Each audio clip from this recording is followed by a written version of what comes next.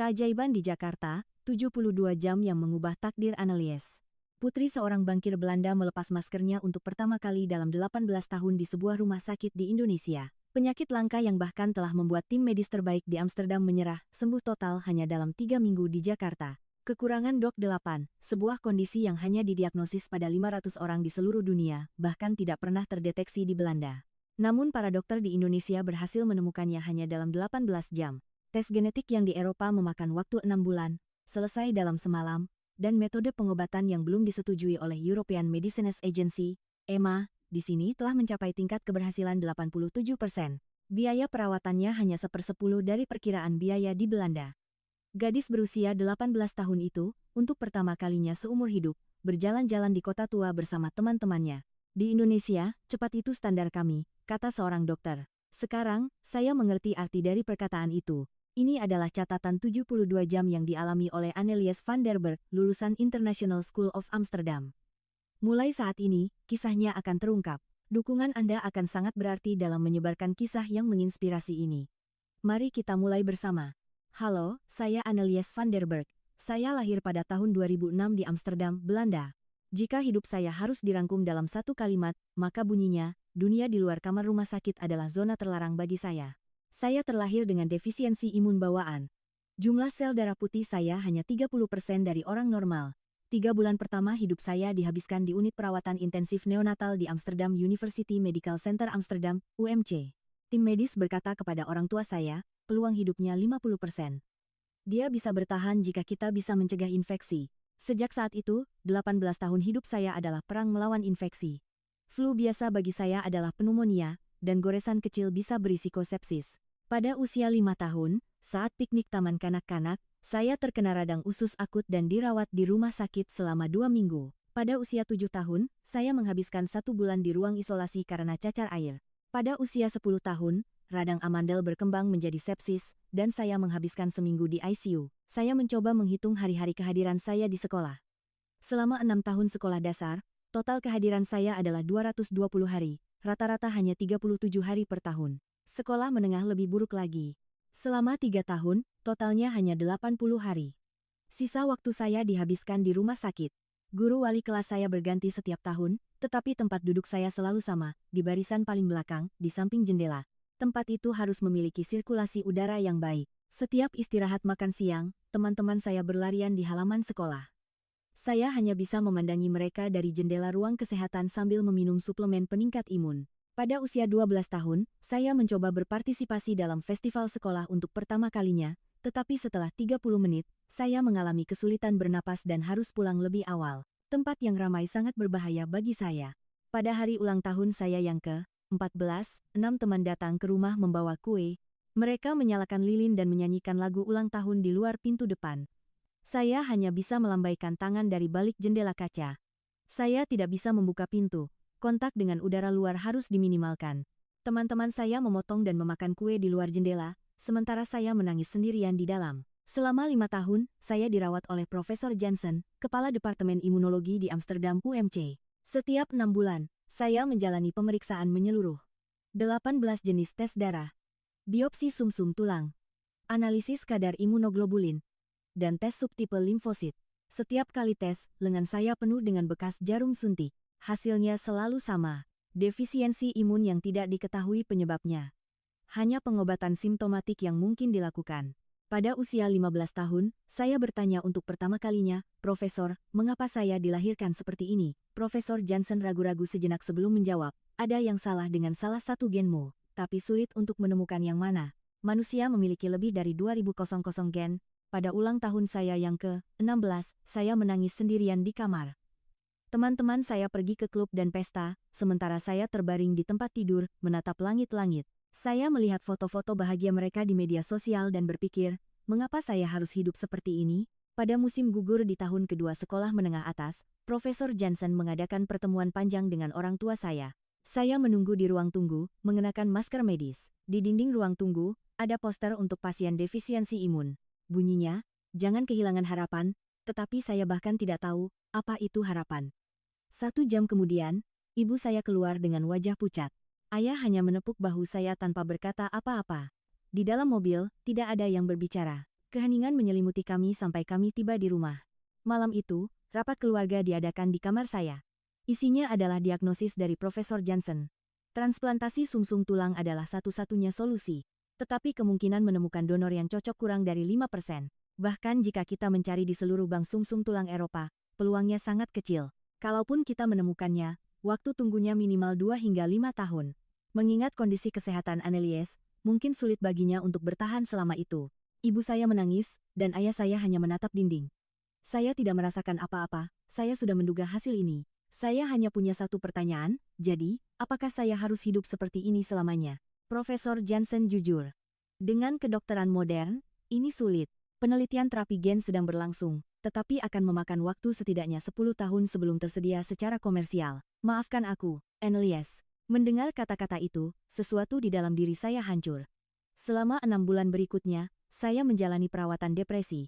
Saya bertemu dengan seorang terapis 2 kali seminggu. Terapis bertanya, "Apa hal yang paling ingin kamu lakukan?" Saya menjawab tanpa ragu, saya ingin pergi karya wisata biasa dengan teman-teman. Saya ingin tertawa di bawah sinar matahari. Saya ingin merasakan angin tanpa masker. Terapis itu membuat catatan. Itu mimpimu, Annelies. Saya tersenyum dan menjawab, bukankah itu terlalu biasa untuk disebut mimpi? Terapis itu menggelengkan kepalanya. Tidak. Itu adalah mimpi yang paling berharga. Saya berada di tahun terakhir saya di International School of Amsterdam. Ada total 33 siswa di kelas saya, termasuk saya. Wali kelas kami adalah Pak De Vries, seorang guru veteran keturunan Belanda Jerman dengan pengalaman 30 tahun. Pada pertemuan kelas pertama, dia bertanya, "Kita perlu memutuskan tujuan karya wisata kelulusan tahun ini. Ada usulan?" Teman-teman saya berseru, "Paris, London, Roma, Barcelona." Saya hanya duduk diam, lagi pula saya tidak akan bisa pergi. Saat itulah Lars, teman sebangku saya, mengangkat tangannya. "Bagaimana dengan Jakarta?" Ruang kelas menjadi sunyi. Semua orang menatap Lars. Lars melanjutkan, "Annelies juga harus ikut. Saya dengar sistem medis di Jakarta sangat bagus. Unit gawat darurat buka 24 jam, dan ada banyak rumah sakit. Siapa tahu, kan?" Air mata mulai menggenang di mata saya. Lars mengusulkan itu demi saya. Sophie mengangkat tangannya. "Saya setuju dengan Jakarta. Saya ingin pergi bersama Annelies." Eva juga mengangkat tangannya. "Saya juga." Pemungutan suara dimulai. Jakarta. 32 suara. Paris. 0. London. 0. Roma. 0. Semua orang kecuali saya memilih Jakarta. Pak De Vries tersenyum dan berkata, "Sudah diputuskan. Jakarta. Annelies, kali ini kamu harus ikut dengan kami." Saya menundukkan kepala dan menangis. Untuk pertama kalinya dalam 18 tahun, saya merasakan kepedulian tulus dari teman-teman saya. Sophie memegang tangan saya. "Jangan menangis. Kita semua akan pergi bersama." Malam itu, saya kembali ke rumah dan memberitahu orang tua saya. Saya ingin pergi karya wisata. Reaksi mereka seperti yang saya duga. "Tidak. Sama sekali tidak boleh," kata ayah saya dengan tegas. "Annelies, pikirkan kondisimu. Itu penerbangan 14 jam. Bagaimana jika kamu terkena infeksi di dalam pesawat?" Ibu saya juga khawatir. Indonesia adalah negara Asia. Standar medisnya mungkin berbeda dari Belanda. Jika terjadi sesuatu, apa yang bisa kita lakukan? Saya meletakkan sendok saya. Selama 18 tahun saya hanya hidup di kamar rumah sakit. Saya tidak pernah bisa pergi ke pesta ulang tahun teman. Saya tidak pernah sekalipun pergi karya wisata. Ini adalah kesempatan terakhir saya. Ayah saya menghela napas.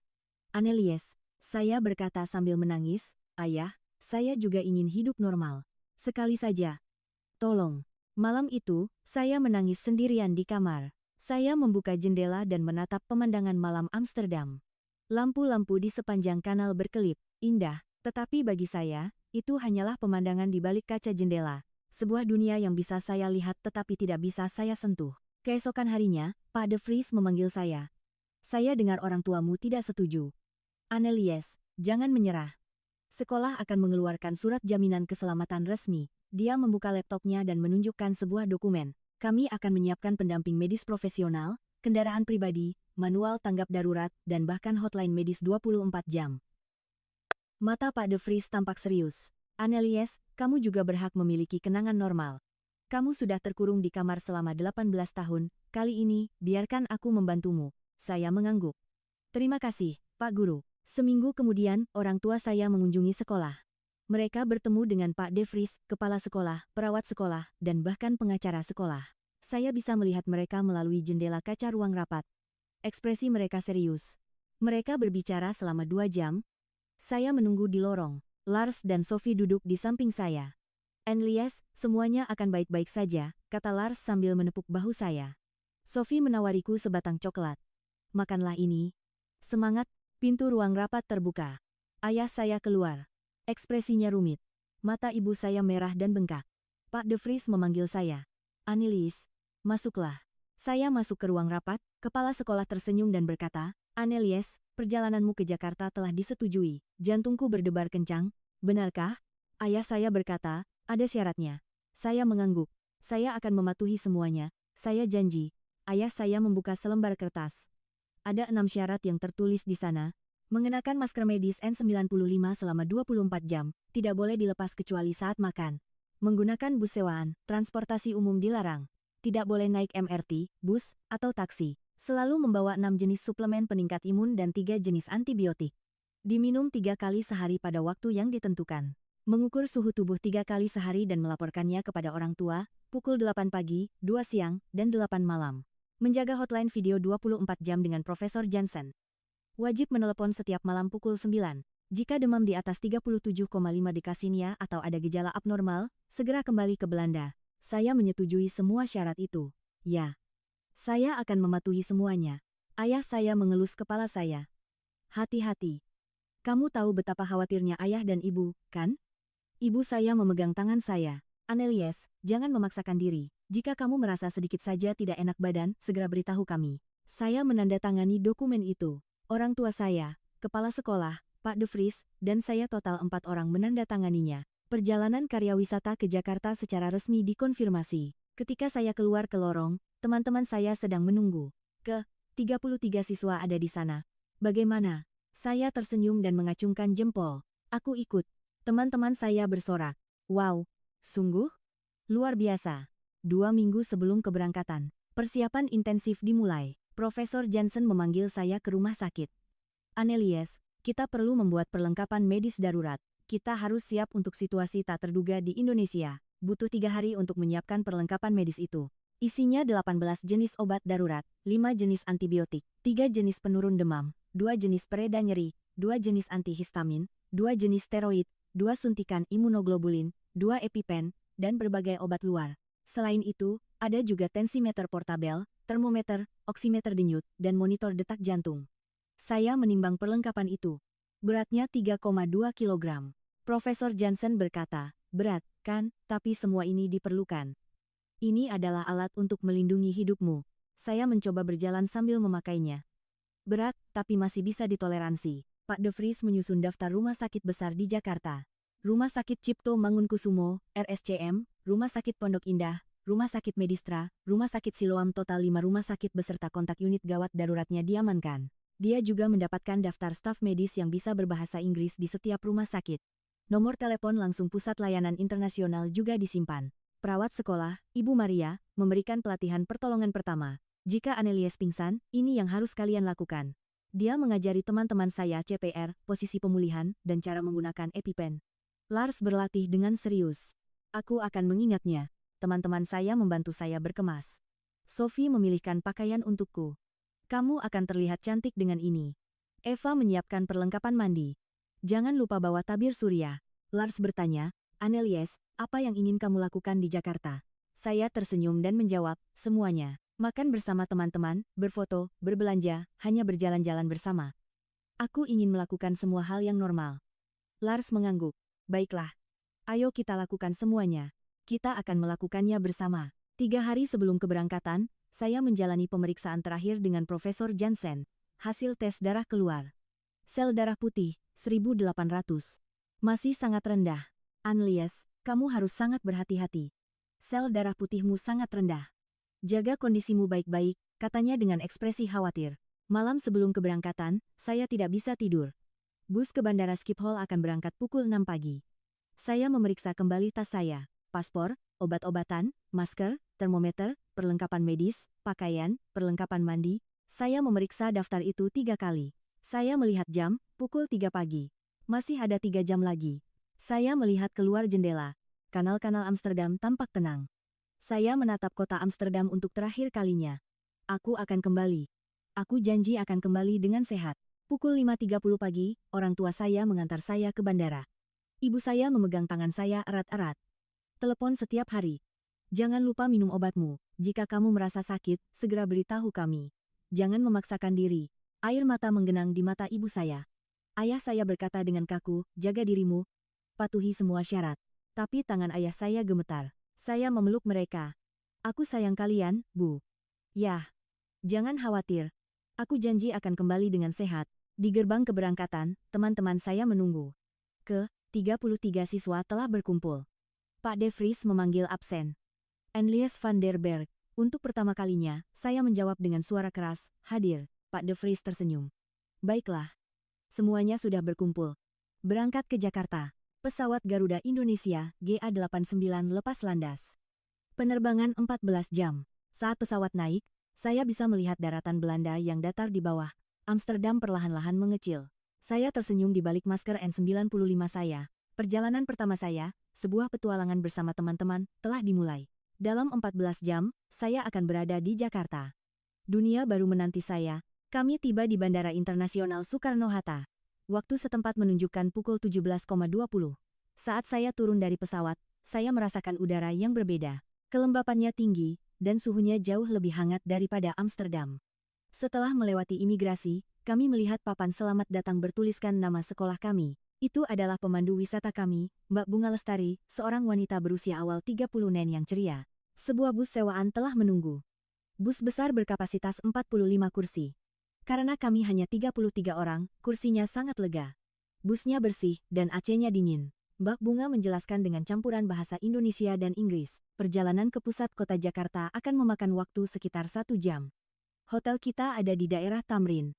Setelah check-in dan makan malam, jadwal hari ini selesai. Di luar jendela bus, pemandangan Jakarta terbentang. Gedung-gedung pencakar langit berjejer di sepanjang jalan tol. Papan-papan reklame neon mulai menyala. Rasanya sangat berbeda dari Amsterdam. Lebih besar, lebih cepat, dan terasa lebih dinamis.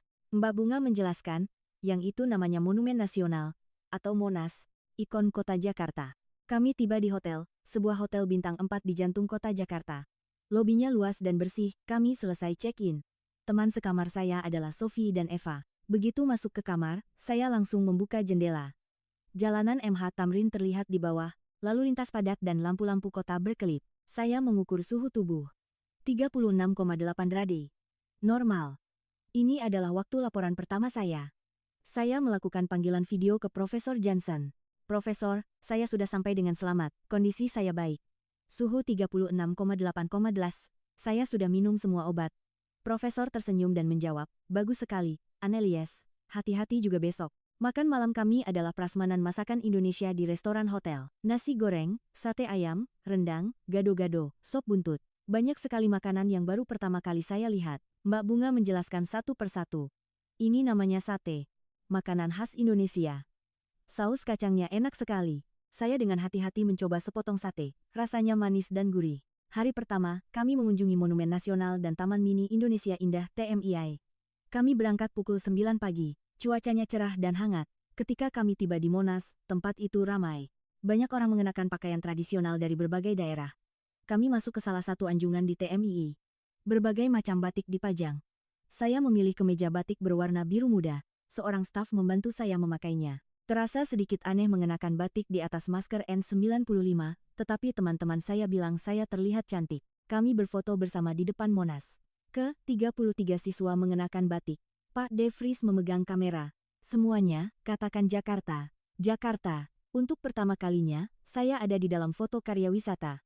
Pertama kali dalam 18 tahun. Makan siang kami adalah hidangan Richtafel. Ada lebih dari selusin lauk pauk kecil yang disajikan. Saya makan perlahan, sambil terus memantau kondisi tubuh saya. Sore harinya, kami berjalan-jalan di sekitar kota tua Jakarta. Bangunan-bangunan tua peninggalan kolonial Belanda berjejer rapi. Kami menyusuri lorong-lorong sempit. Pemandangan dari atas sebuah kafe sangat indah. Gedung-gedung modern dan bangunan tua hidup berdampingan, menciptakan lanskap yang unik. Hari kedua adalah Menara Observation Deck di salah satu gedung tertinggi Jakarta dan belanja di Grand Indonesia. Kami naik lift super cepat ke atas. Pemandangan Jakarta dari atas sangat menakjubkan.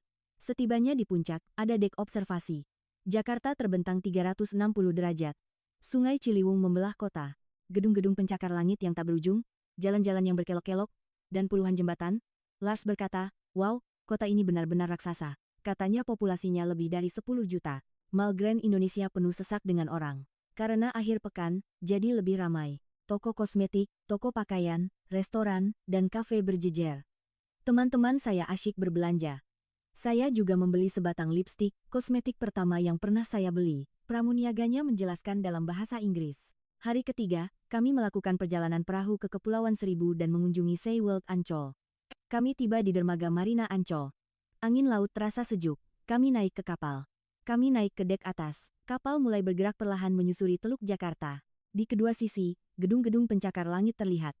Setiap kali melewati pulau kecil, teman-teman saya mengambil foto. Matahari mulai terbenam, langit senja mewarnai lautan, langit oranye, air laut yang berkilauan, dan lampu-lampu kota. Pemandangan yang tidak akan pernah saya lupakan. Saya berdiri di pagar pembatas bersama teman-teman, merasakan angin. Momen ini terasa seperti mimpi. Di SeaWorld, kami melihat hiu. Kami berdiri lama di depan akuarium utama yang besar. Sambil melihat hiu berenang dengan tenang, saya berpikir. Mereka juga bisa bergerak dengan bebas. Hari keempat adalah dunia fantasi Dufan, Ancol. Itu adalah taman hiburan outdoor. Pak De Vries bertanya kepada saya, "Annelies, bisakah kamu naik wahana?" Saya menggelengkan kepala. Mungkin hanya komedi putar yang tidak apa-apa. Teman-teman saya tetap berada di sisi saya. Lars berkata, "Kita juga naik komedi putar saja." Seru, kan? 6 dari kami naik komedi putar bersama. Musik mengalun saat kuda-kuda itu berputar perlahan. Saya tersenyum. Ini saja sudah cukup membuat saya bahagia. Pada pagi hari kelima, kami mengunjungi kembali Taman Mini Indonesia Indah. Hujan turun sehari sebelumnya, jadi kami memutuskan untuk melihat kembali tempat-tempat yang belum sempat kami lihat dengan baik. Cuacanya sempurna, cerah, dan terang. Jakarta di bulan Juni terasa hangat. Di depan Anjungan Sumatera Barat, saya membeli beberapa souvenir, selendang batik, dan beberapa kartu pos. Di selendang itu, tertulis kata damai, Mbak Bunga menjelaskan artinya. Sekitar pukul 11 pagi, kami tiba di Anjungan Rumah Gadang. Sebuah rumah tradisional yang indah yang dibangun di atas tiang-tiang. Di sekitarnya ada taman yang asri. Teman-teman saya mulai mengambil foto. Saya juga berselfie dengan Sophie. Wajah saya yang bermasker terekam dalam foto itu.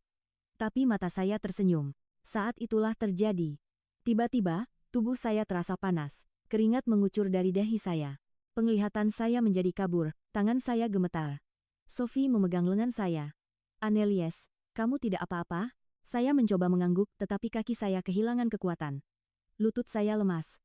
Lantai terasa semakin dekat. Hal terakhir yang saya dengar adalah teriakan Sophie. "Pak Guru, Annelies." Ketika saya membuka mata, saya melihat langit-langit. Langit-langit putih. Langit-langit yang bergerak. Saya berada di dalam ambulans. Suara sirene meraung di telinga saya. Seseorang memegang tangan saya erat-erat. "Annelies, kamu bisa dengar saya?" "Ini Pak De Vries." Suara Pak De Vries bergetar. Saya mencoba menjawab, tetapi tidak ada suara yang keluar. Bibir saya terasa kering.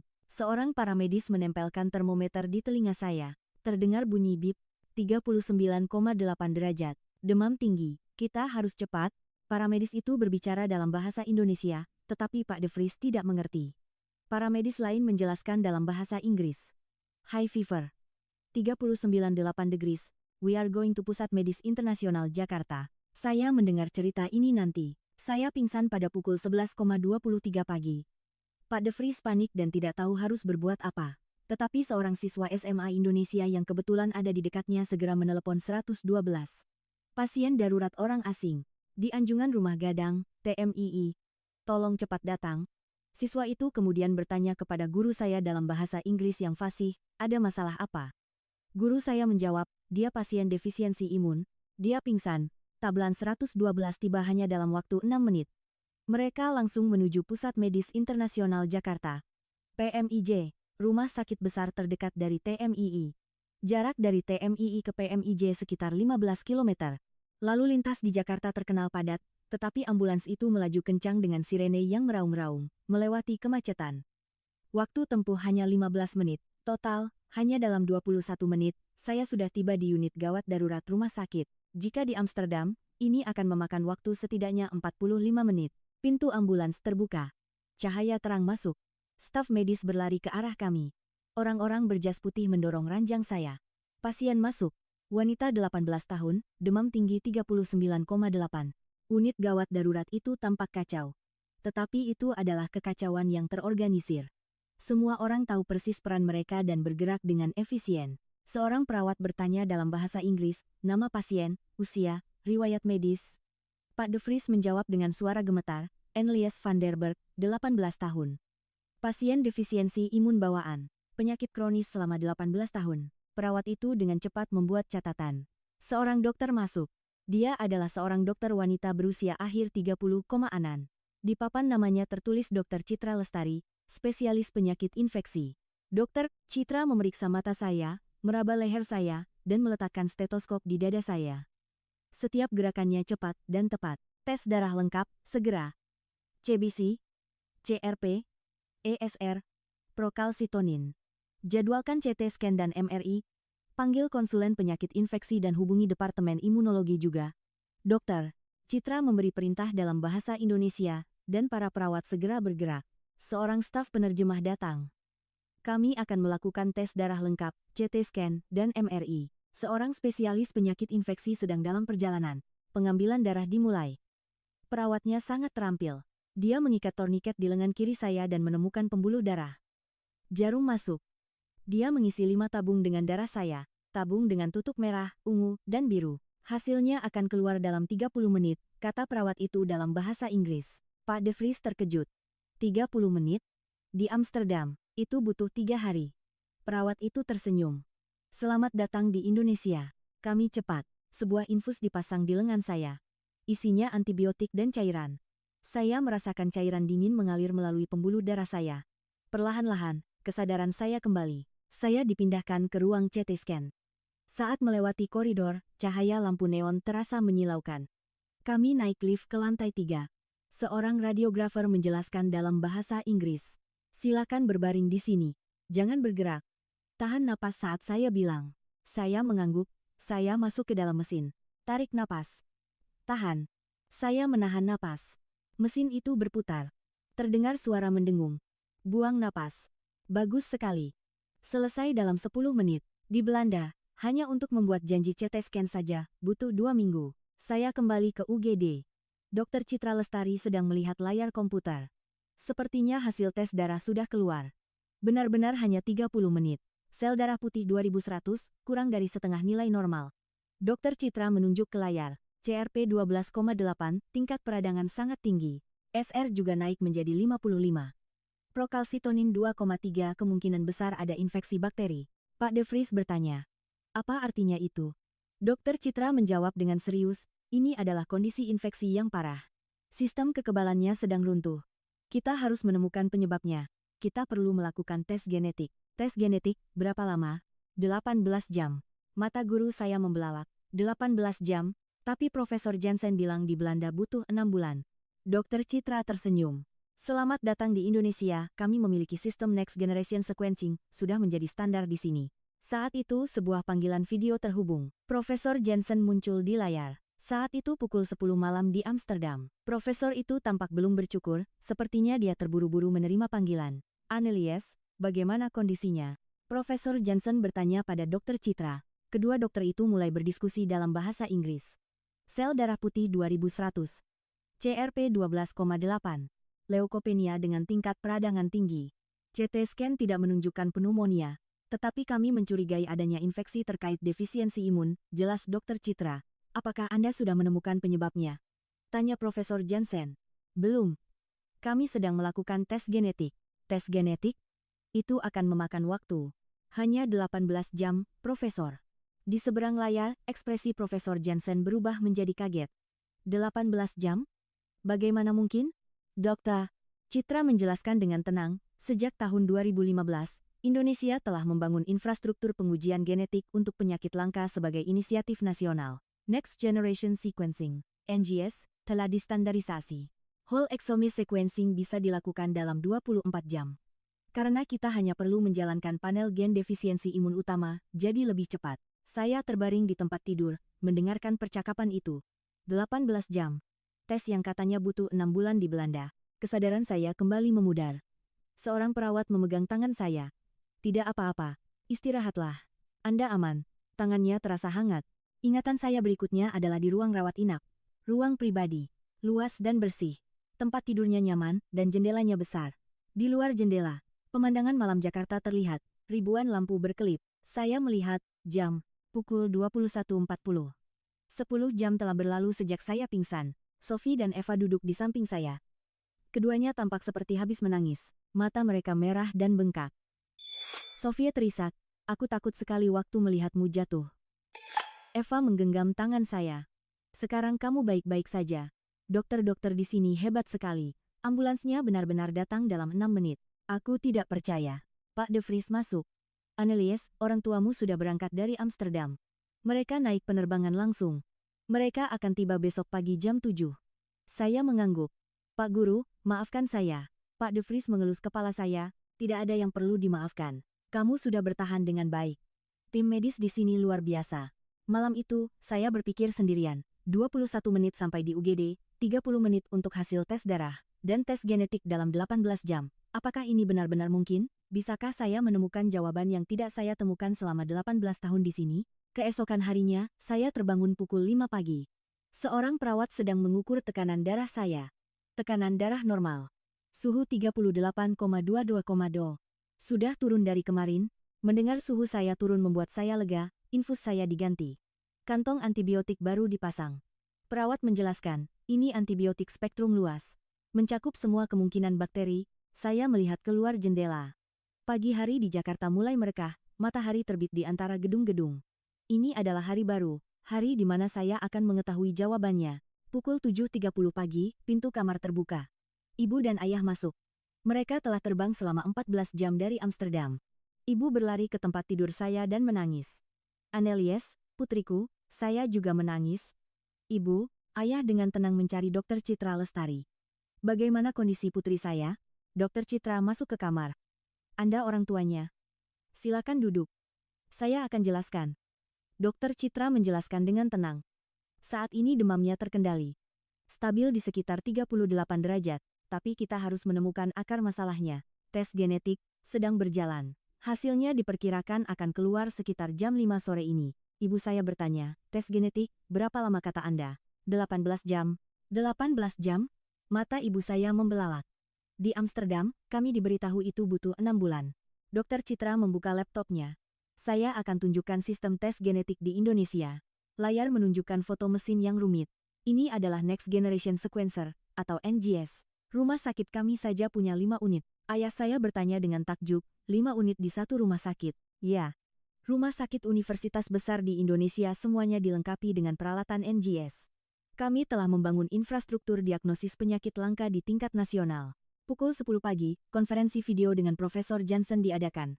Dokter Citra, seorang profesor penyakit infeksi, seorang profesor hematologi onkologi, dan seorang profesor genetika total 5 profesional medis berkumpul. Profesor Jansen muncul di layar. Annelies, bagaimana perasaanmu? Sudah lebih baik, Profesor. Profesor itu tampak lega dan mulai berdiskusi dengan para dokter lainnya. Bagaimana dengan jumlah sel darah putihnya? Profesor penyakit infeksi menjawab, pagi ini 2.500. Naik 400 dari kemarin. Antibiotiknya bekerja. Konferensi selama 30 menit itu berakhir dengan satu kesimpulan, kita harus menunggu hasil tes genetik. Semuanya bergantung pada hasil itu. Makan siang saya adalah makanan rumah sakit. Bubur dan beberapa lauk pauk. Tidak terlalu enak, tapi saya harus makan. Saya perlu memulihkan kekuatan. Pukul 2 siang, ada tes ulang jumlah sel darah putih. Darah saya diambil lagi. 30 menit kemudian, hasilnya keluar, 2.700. Naik sedikit lagi. Dokter Citra mengangguk puas. Pukul 4 sore, ketegangan meningkat. Dalam 1 jam, hasil tes genetik akan keluar. Ibu memegang tangan saya erat-erat, dan ayah hanya menatap keluar jendela. Pukul 16.30, Dokter Citra Lestari masuk ke kamar membawa laptopnya. Di belakangnya ada Profesor Genetika. Ekspresi keduanya serius. Hasilnya sudah keluar, kata Dokter Citra. Ruangan menjadi sunyi, ibu menggenggam tangan saya lebih erat. Dokter Citra memutar layar laptopnya untuk kami lihat. Urutan gen yang rumit memenuhi layar. Ada bagian yang ditandai dengan warna merah. Ditemukan mutasi pada gen DOC8, kata Dokter Citra, menunjuk ke bagian yang merah. Kedua alel menunjukkan mutasi. Ini adalah defisiensi DOCK8. Ayah saya bertanya, apa itu? Profesor genetika menjelaskan, defisiensi DOCK8 adalah kelainan imunodefisiensi yang sangat langka. Gen ini menghasilkan protein yang penting untuk fungsi sel imun. Jika rusak, sel darah putih tidak dapat berfungsi dengan baik. Dokter Citra melanjutkan. Di seluruh dunia, hanya sekitar 500 orang yang didiagnosis menderita penyakit ini. Sangat langka. Gejalanya sama persis dengan yang dialami Enlis. Ibu saya mulai menangis. 18 tahun. Selama 18 tahun, kita tidak tahu penyebabnya. Ayah memeluk ibu. Saya juga menangis. Akhirnya, saya tahu namanya. Nama penyakit saya. Kami terhubung dengan Profesor Jensen melalui video. Begitu dia muncul di layar, Dokter Citra menunjukkan hasilnya. Profesor itu menatap layar untuk waktu yang lama. Saya tidak percaya ini, suara Profesor Jensen bergetar. DOCK8. Selama 18 tahun, kami melakukan ratusan tes, dan kami tidak pernah menemukannya. Profesor genetika menjawab, ini berkat teknologi NGS. Kami dapat menganalisis 2000 gen secara bersamaan. Kami fokus pada 300 gen utama yang terkait dengan defisiensi imun dan menemukan mutasi pada DOCK8. Jika kita tahu penyebabnya, apakah ada obatnya? Tanya saya. Dokter Citra menatap saya. Dia tersenyum. Ya, ada. Ada terapi gen. Suasana di ruangan berubah. Dari keputusasaan menjadi harapan. Benarkah? Tanya ibu. Seorang ahli terapi gen bergabung dalam panggilan video. Ini adalah teknologi penyuntingan gen menggunakan vektor AAV. Kami memasukkan salinan normal gen DOCK8 ke dalam sel punca hematopoietik pasien. Uji klinis di Indonesia telah selesai. Tingkat keberhasilannya 87%. Bagaimana dengan efek sampingnya? Tanya ibu. Demam ringan dan kelelahan. Tidak ada efek samping serius yang dilaporkan. Durasi perawatannya 3 minggu. Berapa biayanya? Tanya ayah hati-hati. Dokter Citra mengetuk kalkulator, total biaya perawatan sekitar 500 juta rupiah. Sekitar 3.100 euro. Ibu bertanya dengan kaget, 30.000 euro, hanya itu? Ya. Biaya medis di Indonesia masuk akal. Selain itu, ada dukungan pemerintah untuk penyakit langka. Ayah saya menghela napas. Di Belanda, kami diberitahu biayanya bisa mencapai 500.000 euro. Ini bahkan tidak sampai sepersepuluhnya. Malam itu, saya membuat keputusan. Saya ingin menjalani perawatan ini. Saya tidak ragu-ragu, ayah saya menelepon Dokter Citra. Kami akan memulai perawatannya. Saya titipkan putri saya pada Anda. Malam itu, saya melihat keluar jendela. Pemandangan malam Jakarta tampak lebih indah. Dalam 18 jam, misteri 18 tahun terpecahkan. Dan dalam 3 minggu, kehidupan baru akan dimulai. Saya membuka dan mengepalkan tangan saya. Saya bisa merasakan harapan. Perjalanan 3 minggu. Terapi gen dimulai keesokan paginya. Pertama, diperlukan proses persiapan yang cermat. Dokter Citra menjelaskan. Pertama, kami harus mengambil sel punca hematopoietik Anda. Kemudian, kami akan mengedit gennya menggunakan vektor AAV dan menyuntikkannya kembali. Minggu pertama diisi dengan tes dan persiapan. Setiap pagi pukul 7, darah saya diambil. Jumlah sel darah putih, fungsi hati, fungsi ginjal, fungsi jantung semua organ diperiksa. Sebuah tim terapi gen dibentuk, Dokter Citra, Profesor Genetika, Profesor Hematologi Onkologi, 2 perawat, seorang apoteker, dan seorang koordinator penelitian klinis. Total 7 orang. Pada hari pertama, ada pertemuan tim. Masing-masing memperkenalkan diri. Profesor Genetika menjelaskan secara rinci. Kami menggunakan vektor AAV. Ini adalah virus yang aman. Kami menempatkan gen DOCK8 normal di dalam virus ini. Pada hari kedua, sel punca hematopoietik saya diambil. Prosesnya memakan waktu 4 jam. Tabung terhubung ke kedua lengan saya, dan sebuah mesin berputar.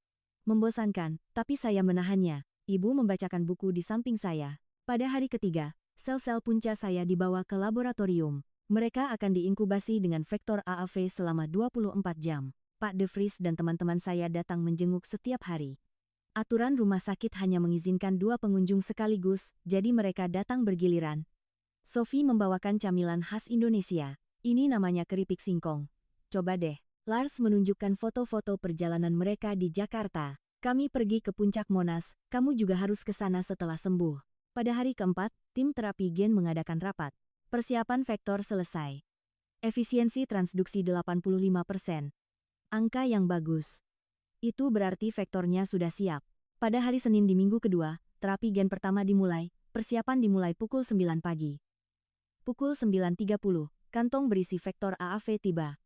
Isinya cairan bening. Dokter Citra mengangkatnya, Ini adalah masa depanmu, Annelies. Ada 1 triliun vektor di dalam sini. Kantong itu dihubungkan ke jalur infus saya.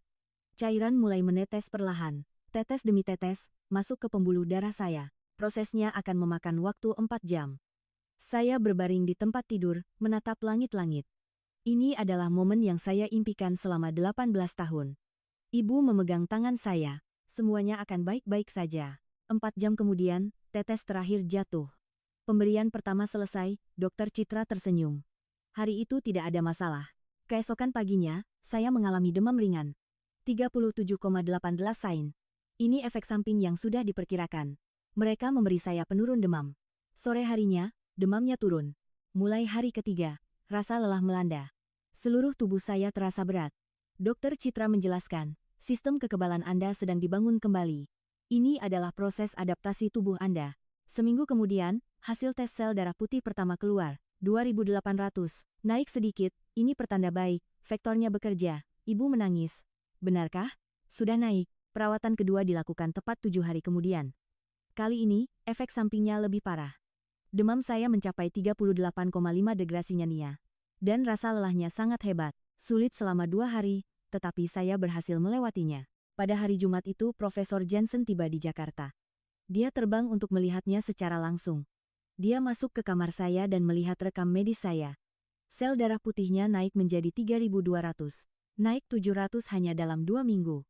Dokter Citra dan Profesor Jensen melakukan diskusi panjang. Jika teknologi ini tersedia secara komersial, ini akan mengubah paradigma pengobatan defisiensi imun sepenuhnya. Pada minggu ketiga, perawatan terakhir dilakukan.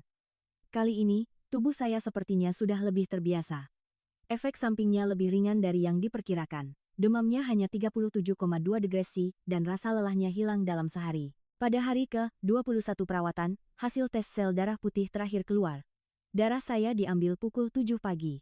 Saya menunggu dengan cemas sepanjang pagi. Sekitar waktu makan siang, Dokter Citra masuk. Ekspresinya cerah. Annelies, selamat. Jumlah sel darah putihmu 5.200. Itu adalah rentang normal. Untuk pertama kalinya dalam 18 tahun, saya melihat angka normal. Ibu memeluk Dokter Citra. Terima kasih, dokter. Saya menangis. Air mata kebahagiaan. Selama 3 hari berikutnya, tes tambahan dilakukan. Semua nilai kembali normal. Rekonstitusi imun yang lengkap.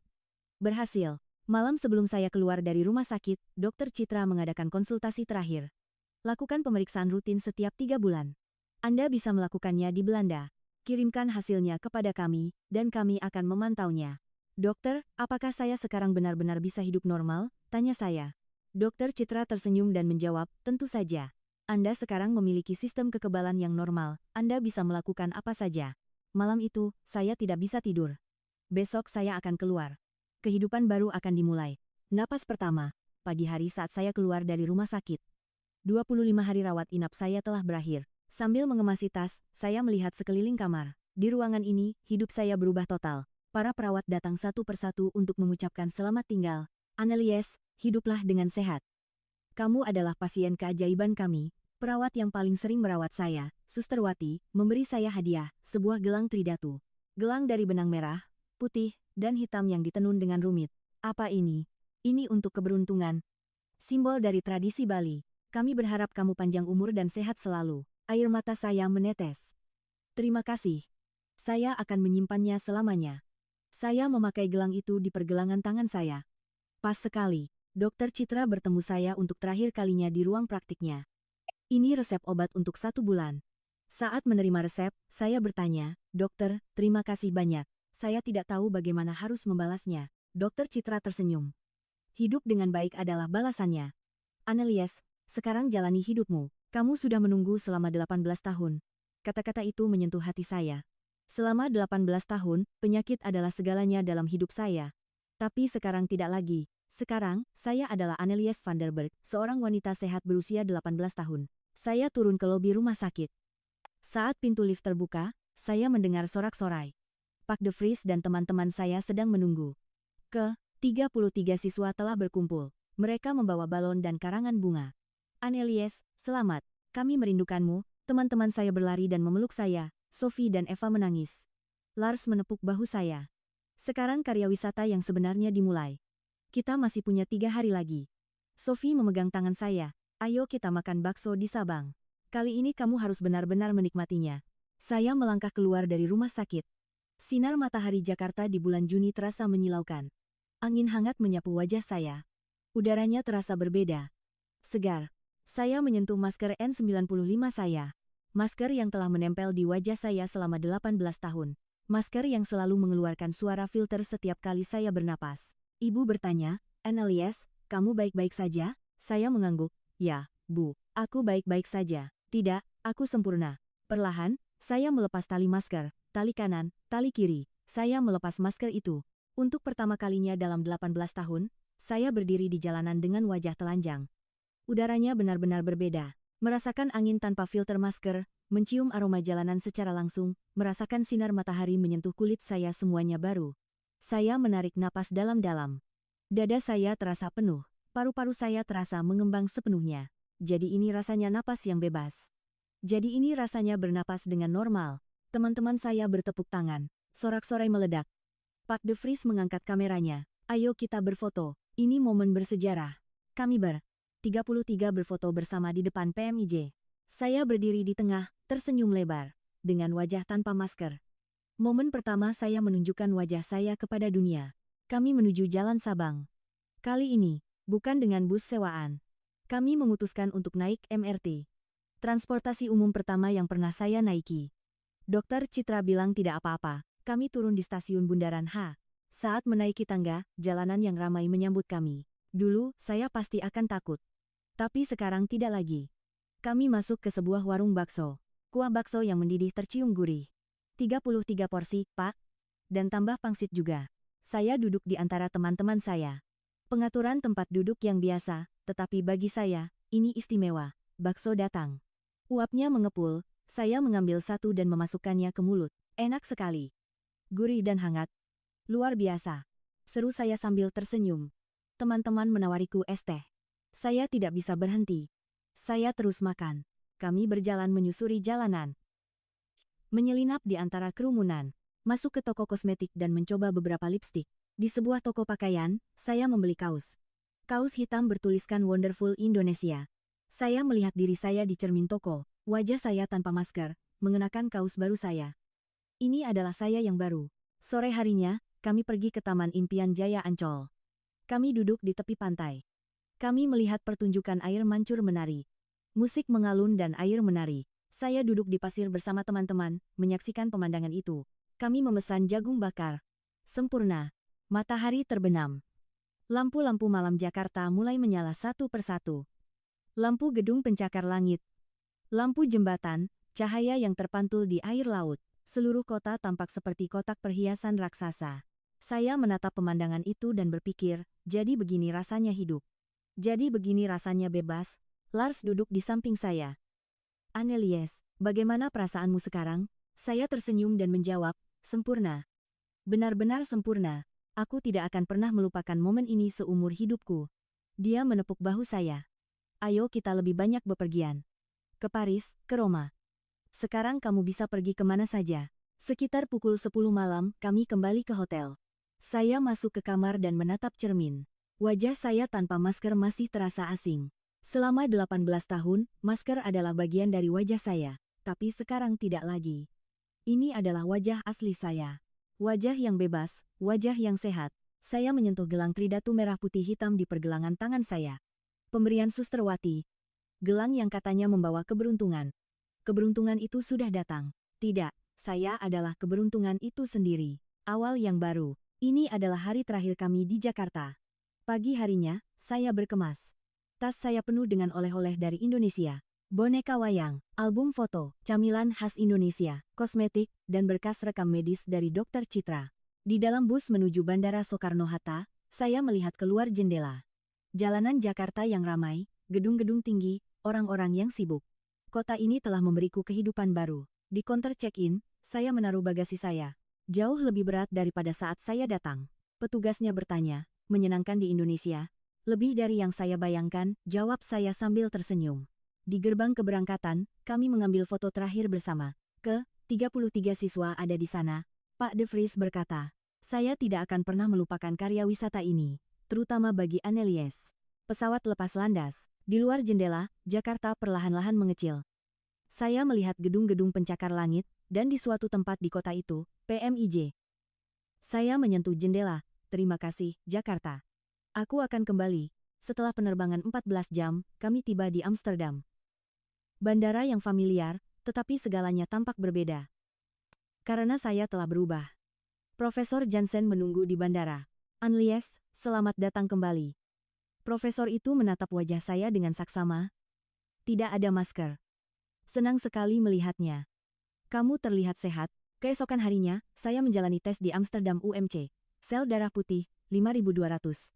Sel T normal, sel B normal, sempurna. 3 bulan kemudian. Pada pemeriksaan pertama, semua nilainya stabil. Berhasil. Benar-benar berhasil. Saya mendaftar di Fakultas Kedokteran Universitas Amsterdam. Saya memutuskan untuk mengambil spesialisasi imunologi. Kuliah pertama saya adalah pengantar imunologi. Ketika profesor menjelaskan tentang defisiensi DOCK8, saya mengangkat tangan. Profesor, saya pernah menderita itu. Saya sembuh total dengan terapi gen di Indonesia. Ruang kelas menjadi sunyi. Profesor itu berkata, teknologi terapi gen di Indonesia adalah salah satu yang terbaik di dunia. Anda sangat beruntung. Selama liburan musim panas tahun pertama, saya kembali mengunjungi Jakarta. Untuk pemeriksaan rutin di PMIJ dan sekaligus berlibur, saya bertemu Dr. Citra. Sudah setahun, ya. Kamu terlihat sehat. Hasil tes saya sempurna. Saya mengunjungi kembali kota tua dan Ancol. Mengingat kembali setahun yang lalu, saya duduk di sana dan berpikir tentang hari pertama saya merasakan kebebasan. Pada tahun ketiga sekolah kedokteran, saya memberikan presentasi di sebuah seminar imunologi, defisiensi, DOCK8 dan terapi gen, perspektif pasien. Itu adalah kisah saya. Sistem medis Indonesia memberiku kehidupan kedua. 21 menit ke UGD, 18 jam untuk tes genetik, dan sembuh dalam 3 minggu. Saya juga ingin menjadi dokter seperti itu bagi seseorang. Tepuk tangan meledak. Setelah lulus saya diterima sebagai dokter residen spesialis imunologi. Saya menjadi murid Profesor Jansen. Sekarang, saya adalah residen tahun kedua. Setiap hari saya bertemu dengan pasien defisiensi imun. Di ruang praktik saya menggantungkan gelang tridatu. Pasien bertanya, apa itu? Saya menjawab, itu untuk memperingati awal kehidupan kedua saya. Hadiah dari Indonesia. Tahun lalu, saya mengundang Dr. Citra ke Amsterdam. Beliau datang sebagai pembicara di konferensi imunologi internasional. Kami berjalan-jalan di sepanjang kanal. Bagaimana rasanya menjadi dokter? Bahagia. Saya ingin meneruskan keajaiban yang saya terima kepada orang lain. Setiap bulan Juni, saya merencanakan perjalanan ke Jakarta. Karena itu adalah bulan kelahiran kembali saya. Lars dan Sophie terkadang datang mengunjungi saya. Kami masih teman baik. Saat ini, jumlah sel darah putih saya adalah 5.800. Benar-benar normal.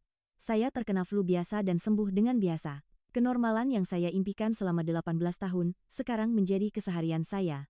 Saya memberikan kuliah untuk siswa-siswa junior di International School of Amsterdam. Tidak ada yang mustahil. Saya adalah bukti hidupnya. Jangan pernah menyerah pada mimpimu. Di meja ruang praktik saya, ada 3 foto. Foto kelompok di depan Monas, foto saya tersenyum tanpa masker di depan PMIJ, dan foto hari pertama saya mengenakan jas dokter. Pasien bertanya, kapan foto-foto itu diambil? Saya menjawab, itu adalah hari-hari di mana saya dilahirkan kembali. Di Jakarta. Hari ini, saya bertemu pasien lagi di ruang praktik saya. Seorang gadis berusia 14 tahun datang, dia menderita defisiensi imun. Ibunya bertanya dengan ekspresi putus asa, dokter, bisakah putri saya sembuh? Saya menyentuh gelang tridatu di pergelangan tangan saya dan tersenyum. Tentu saja. Harapan selalu ada. Saya adalah bukti hidupnya. Kisah Annelies van der Berg terus berlanjut. Dari kamar rumah sakit ke ruang praktik, dari pasien menjadi dokter, dari keputusasaan menjadi harapan, dan di pusat kisah itu, selalu ada Jakarta, tanah air kedua saya, kota tempat keajaiban terjadi. Jakarta. Pasien defisiensi imun bawaan, Annelies van der Berg, melepas maskernya setelah 18 tahun. Defisiensi DOCK8, yang tidak dapat didiagnosis oleh tim medis terbaik Belanda selama 18 tahun, ditemukan oleh Indonesia hanya dalam 18 jam dan disembuhkan dalam 3 minggu. Tes genetik yang memakan waktu 6 bulan selesai dalam semalam, dan metode pengobatan yang belum disetujui di Eropa, di sini sudah berhasil mengobati lebih dari 30 orang dengan tingkat keberhasilan 87%. Kurang dari 25 menit dari pingsan di TMI hingga tiba di UGD. Biaya perawatannya 1/10 dari perkiraan biaya di Belanda. Dalam 25 hari, jumlah sel darah putihnya kembali normal. Kecepatan dan efisiensi sistem medis Indonesia memberikan kehidupan baru bagi seorang gadis berusia 18 tahun. Sekarang, Annelies adalah seorang dokter residen di Departemen Imunologi di Amsterdam UMC, memberikan harapan kepada pasien setiap hari. Kata-kata dokter Citra Lestari, di Indonesia, cepat itu standar kami, bukanlah kerendahan hati, melainkan fakta. Investasi infrastruktur penyakit langka tingkat nasional, standarisasi teknologi next generation sequencing, dan sistem biaya medis yang wajar. Kisah Annelies adalah bukti hidup mengapa sistem kesehatan Indonesia menjadi harapan terakhir bagi pasien dari seluruh dunia.